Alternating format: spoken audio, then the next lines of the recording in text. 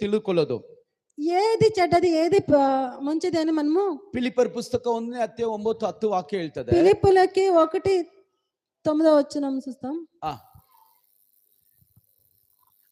ಮತ್ತು ನಾನು ದೇವರನ್ನು ಪ್ರಾರ್ಥಿಸಿ ನಿಮ್ಮ ಪ್ರೀತಿಯು ಹೆಚ್ಚುತ್ತಾ ಹೆಚ್ಚುತ್ತಾ ಪೂರ್ಣ ಜ್ಞಾನ ವಿವೇಕಗಳಿಂದ ಕೂಡಿ ಉತ್ತಮ ಕಾರ್ಯಗಳು ಯಾವವೆಂದು ನೀವು ಯೋಚಿಸುವವರಾಗಬೇಕೆಂತಲೂ ಕ್ರಿಸ್ತನು ಬರುವ ದಿನದಲ್ಲಿ ನೀವು ಸರಳವಾಗಿಯೂ ನಿರ್ಮಲರಾಗಿಯೂ ಯೇಸು ಕ್ರಿಸ್ತನ ಮೂಲಕವಾಗಿರುವ ಸುನೀತಿ ಎಂಬ ಫಲದಿಂದ ತುಂಬಿದವರಾಗಿಯೂ ಕಾಣಿಸಿಕೊಂಡು ದೇವರ ವಾಕ್ಯ ಹೇಳ್ತದೆ, దేవుని వాక్యం ఇలా చెప్తుంది, ಹೆಚ್ಚುತ್ತಾ ಬರುವಂತದ್ದು, పెరుగుతా వచ్చేట్లది, ಹೆಚ್ಚುತ್ತಾ ಬರುವಂತದ್ದು, పెరుగుతా వచ్చేట్లది. హల్లెలూయా హల్లెలూయా. ನಂಬರ್ 2 ಕಂಡೀಷನ್, రెండో కండిషన్ ఏమంటే ಬೆಳೆಯಬೇಕು.